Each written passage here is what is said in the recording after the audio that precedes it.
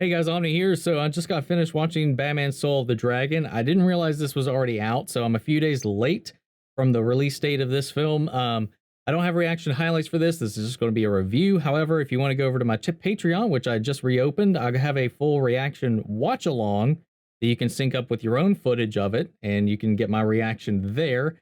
Unfortunately, just due to time constraints and stuff like that, I can't put together a reaction highlights reel for everything that I watch. So I figured this would be a good way to kind of supplement that, and maybe down the road, who knows if if enough people sign up, enough people support the channel in that way, might be able to get an editor or something like that, or put more time into giving you all more highlights and stuff here on the channel. But right now, I've got full reaction watch-alongs for Soul of the Dragon, as well as the first 2 episodes of WandaVision, if you're all interested in that. But let's go ahead and dive into my thoughts on this here.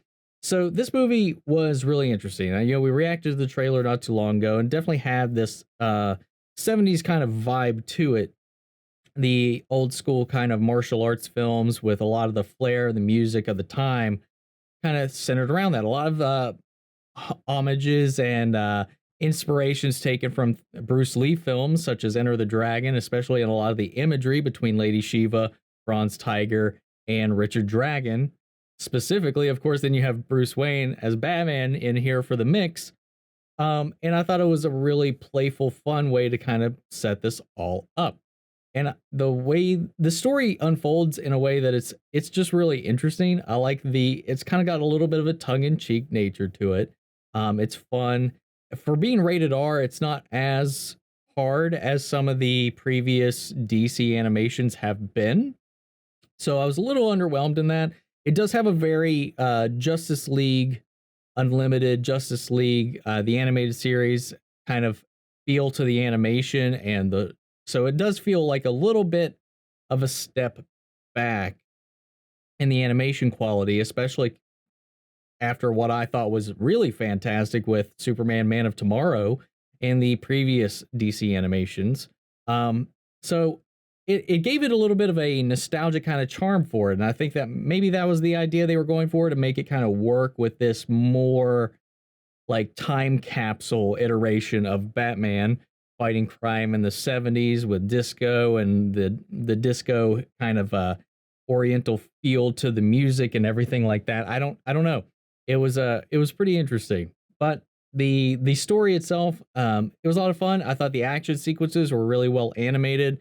The characters themselves they definitely stood out, though this is a different take on all of these characters that I have ever seen in any of the iterations that I've personally witnessed them in. And then the storyline towards the end and the ending itself was very abrupt, especially the way the film ends. It's very reminiscent of the first live action Mortal Kombat movie in the way that it ends, in a way. And I think if you watch this movie and you see that, you'll get what I mean.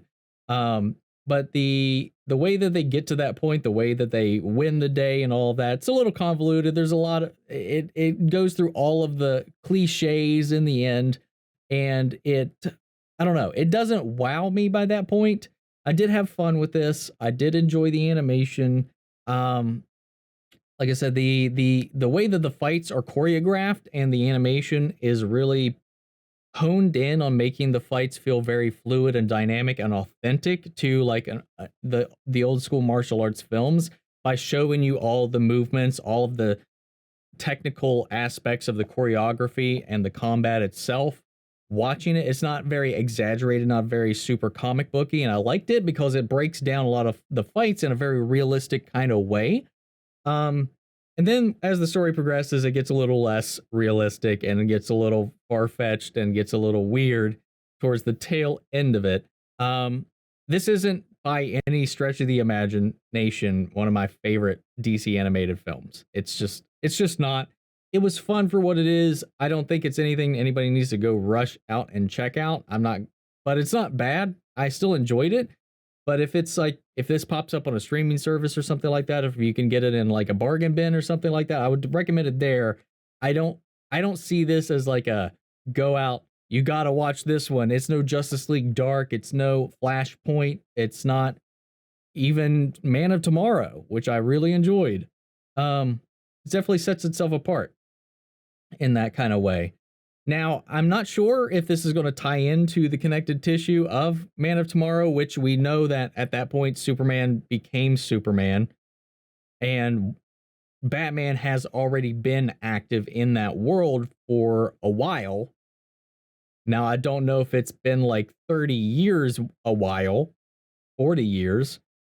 So I don't know if this is going to be tied in, if this is an Elseworlds, or how, especially with the conclusion to this I was going to say episode, this film.